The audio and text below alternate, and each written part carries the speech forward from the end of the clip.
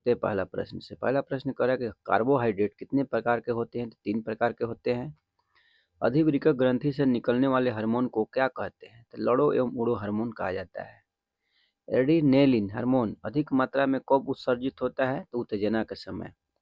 किस ग्रंथि को मास्टर ग्रंथि के नाम से जाना जाता है? तो पीयूष ग्रंथि को। अस्थि से अस्थि के जुड़ को क्या कहते हैं? तो लिगामेंट्स कहते हैं। तंत्रिका ऊतक की इकाई को क्या कहते हैं? तो न्यूरॉन कहते हैं। नेक्स्ट है कि एस्टिच हार्मोन की कमी से होने वाला रोग कौन सा होता है? तो बौनापन होता है।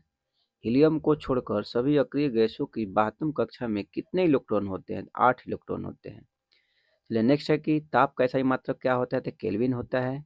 प्रकाश विद्युत सेल का रूपांतरण किस में होता है? तो प्रकाश ऊर्जा को विद्युत ऊर्जा में बदलने के लिए प्रकाश विद्युत सेल का उपयोग किया जाता है। नेक्स्ट है कि माइक्रोफोन का रूपांतरण किस में होता है? तो ध्वनि ऊर्जा को विद्युत ऊर्जा में बदलने के लिए किया जाता है। चलिए अगला प्रश्न हम लोग देखते हैं।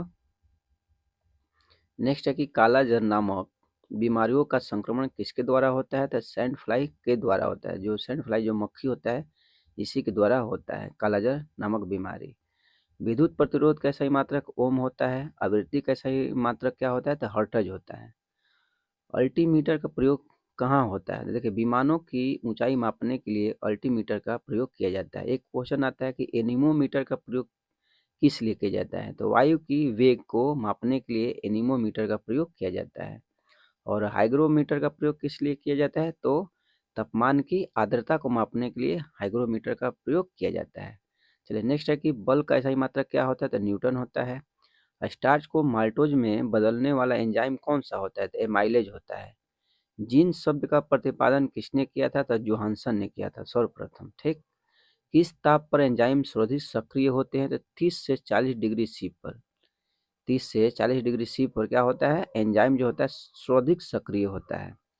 मनुष्य की हृदय गति मापने वाला यंत्र क्या होता है? तो कार्डियोग्राफ होता है। चलिए अगला प्रश्न है 21 नंबर से कि खसरा रोग किससे फैलता है? तो वायरस से फैलता है। जीवाणु को किन कारणों से एक पादप माना जाता है? तो कोशिका भित्ति की उपस्थिति के कारण जीवाणु को क्या माना जाता है? पादप माना जाता है। विटामिन ए का संग्रह किस अंग में होता है? तो यकृत यानी लीवर में होता है। टिटनेस रोग से कौन सा अंग प्रभावित होता है? तो तंत्रिका तंत्र प्रभावित होता है। नेक्स्ट है कि विद्युत धारा का SI मात्रक क्या होता है? तो एम्पियर होता है। क्या होता है? एम्पियर होता है। नेक्स्ट है कि डायरिया रोग किस परजीवी के कारण उत्पन्न होता है? तो एंट अमीबा के कारण होता है। तो आप लोगों को अगर वीडियो अच्छा लग रहा है तो लाइक करते चले, क्योंकि देखने के बाद स्टूडेंट भूल जाते हैं, इसीलिए आप लोग से रिक्वेस्ट है कि लाइक ज़रूर करें, सब्सक्राइब करें। चलिए नेक्स्ट देखते हैं प्रश्न हम लोग। अगला प्रश्न है कि निद्रा की बीमारी किस परजीवी के कारण उत्पन्न होती है? तो सीसी मक्खी के कारण। गन मेटल में होता है क्या होता है? देखिए कॉपर जो होता है 88% होता है। एसएन होता है 10% और जेडएन होता है 2%। यानी कॉपर 88%, जो टीन होता है एसएन 10%, जिंक होता है 2%। नेक्स्ट है यहाँ पर कि कृत्रिम सोना में क्या रहता है? तो कॉपर 90% रहता है, एल्यूमिनियम 10% रहता है। बेल मेटल का प्रयोग किस में होता है? तो घंटा या घंटी बनाने में किया जाता है बेल मेटल का प्रयोग। गन मेटल का प्रयोग किया जाता है बंदूक तथा मशीनों के कल पुर्जे बनाने के लिए किया जाता है गन मेटल का प्रयोग। कैल्शियम का परमाणु क्रमांक कितना होता है? तो 20 होता है। रेशम का कीट अपने भोजन के लिए किस पौधे की पत्तियों का प्रयोग करता है? तो शहतूत के पत्ते का प्रयोग करता है। चलिए अगला प्रश्न है कि ध्रुवण किस प्रकार की तरंगे का गुण होता है? तो अनुप्रस्थ तरंगे का। नेक्स्ट है कि ओजोन गैस में किस तरह की गंध आती है? तो सड़ी मछली जैसी गंध आती है। कौन सा ऐसा धातु है जो चमकदार होता है? तो सल्फर तथा आयोडीन। मैडम क्यूरी ने किस यस्क से रेडियम प्राप्त किया था? तो पीच ब्लेंड से। पटाखे एवं बारूद में लाल रंग किसके कारण होता है? तो स्ट्रांसियम के कारण होता है। टाइफाइड रोग किस जीवाणु के कारण होता है? तो साल्मोनेला जीवाणु के कारण होता है टाइफाइड रोग। कांच की समतल प्लेट की फोकस दूरी कितनी होती है? तो अनंत होती है।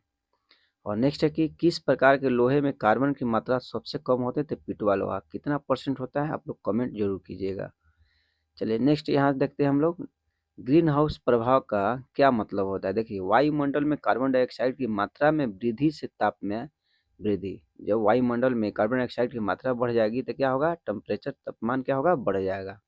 इसे कहते हैं ग्रीन हाउस प्रभाव। कैल्शियम का परमाणु द्रव्यमान होता है 40 है। कैल्शियम का एटॉमिक नंबर कितना होता है? 20 होता है। क्या परमाणु द्रव्यमान है। चलिए नेक्स्ट है कि अम्ल का पीएच मान कितना होता है? तो 7 होता है। ग्लूकोज का सूत्र होता है C6H12O6 होता है। बहुत इंपॉर्टेंट क्वेश्चन, बहुत बार एग्जाम में पूछा जाता है। चलिए नेक्स्ट है यहाँ पर कि कैंसर को स्थापित होने में जो समय लगता है उस समय को क्या कहते हैं? तो लेटेंट पीरियड कहते हैं। रेबीज नामक रोग में मनुष्य का कौन सा तंत्र जो होता है प्रभावित होता है? तंत्रिका तंत्र होता है। सबसे बड़ा स्थलीय स्तनी कौन सा होता है? तो अफ्रीकी हाथी होता है।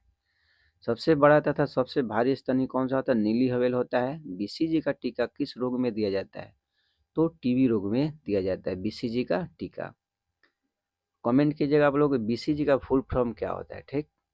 नेक्स्ट है कि खांसी एवं छींकने जैसी अनैच्छिक गतिविधियों को कौन नियंत्रित करता है? तो मज्जा करता है।